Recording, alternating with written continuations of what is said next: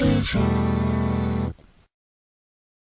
everyone, Pock here with a quick little video talking about the brand new Modern Warfare 3 Elite service / monthly fee thing that they're looking at doing. Now, I'd originally done this commentary once before. It's a little bit long, about 20 minutes. I'm going to try and keep it short and sweet for everyone so they can just kind of quickly watch this. I'm just going to compare what they're offering right now for what they're saying about is about $8 a month versus what another website offers already and where I think they're going to be going with this to justify that $8 a month charge. Now, the site I'm going to pick on a little bit, I'm not trying to be nasty, I'm not trying to troll or whatnot on this person, but would be Woody's Gamertag's Huppet Gaming. Okay? Now, Huppet Gaming offers a lot of the same features. It offers stat tracking, it offers ranking, it offers private forums which could be used as clan forums. It offers a lot of the same things, plus gamertag matching and finding other players by interest. Now they are offering some unique things, obviously, through the Modern Warfare Elite package. Like, for example, stat tracking straight off the servers. You don't have to enter any data and whatnot like that. But it's pretty much a very similar service. And now that service from Huppet Gaming costs $2 a month for them to make that amount of money, make the services available to you as a gamer.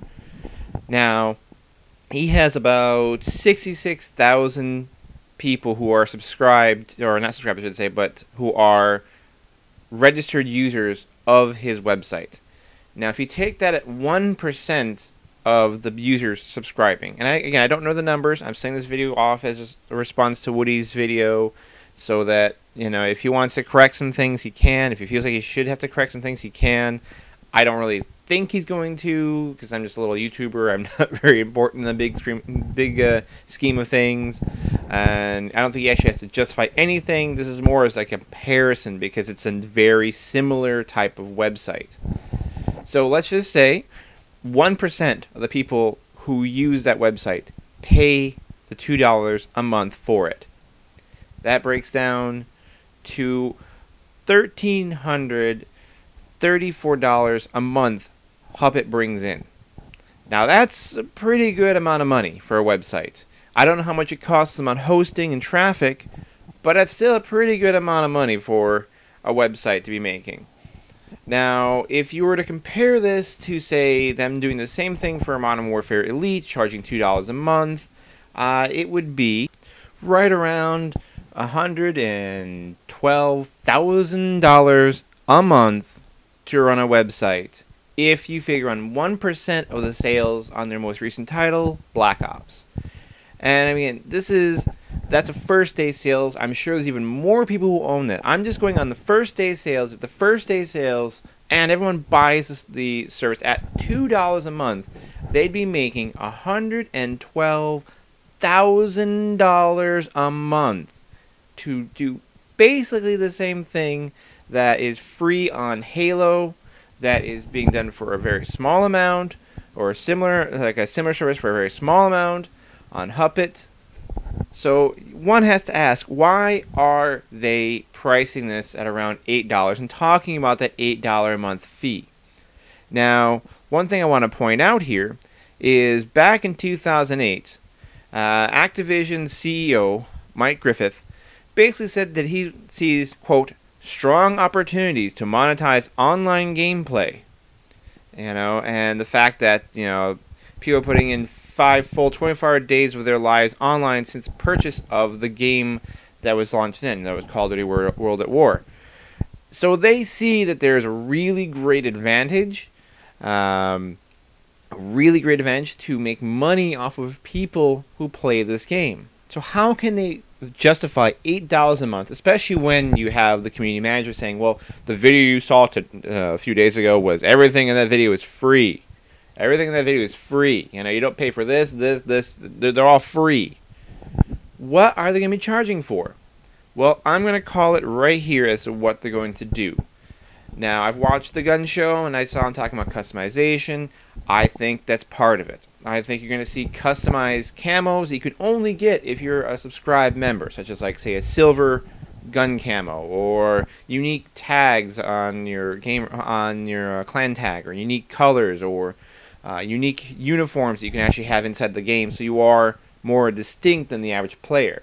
I don't think they're going to go the way they were talking about on, well, they weren't really saying they were going that way, but when I watched Machinima's little behind the scenes where they were talking about it with Hutch and CNanners and Hollywood, they were talking about possibly guns, but as they said, they probably wouldn't do that because that's going to raise a stink in the community that will never go away if they start giving exclusive guns to these people. But here's the other things I think they're going to be offering. And mark my words, if this happens and people complain because they signed up for the services and they didn't join in the protest of Modern Warfare 3, you've been warned, do it now. Let them know you're not interested in them charging anything for this game, because otherwise you're going to be looking at these specific items happening. First of all, what about map packs? Now, I'm not saying map packs that they release for the game afterwards. I'm talking about re-releasing old map packs. They do that whenever you buy a game for pre-order, so why wouldn't they go out of their way and say, hey, if you're on the subscription service, so long as you're on the subscription service, you can then play XYZ map packs that we're going to re-release for the game. Okay, that's fine. That's good. Problem with that is, of course, that you're not paying for rehashed content, and no one's going to want to do that. So what else could they be offering? And the obvious one, the one that I think everyone would be scared to death of hearing, would be dedicated servers. The reason you should be worried if they mention dedicated servers for that $8 a month is it will change the shooter genre forever. If this is a successful move by one of the most successful gaming franchises in first-person shooters, what is to stop other other game companies from doing exactly this? I mean, think about how many people jumped on the COD bandwagon when Call of Duties were all being put out. How many clone games came out during that time? How many other game franchises right now are competing with Call of Duty? Now, yes, they could use at first saying, hey, we're going to give you a free dedicated server. But at the same time, if they see us being successful, why would they not try and make more money off of it? Now, in my example, I told you, if 1% of first day sales were paying for that service at $2 a month, it would be that $112,000. Now, if you take that and you put it up there to what they want to charge, again, 1% of first day sales, not even 1% of all COD users, that's $448,000 a month extra they're making on a game, and all they have to do is provide something that other games are providing for free.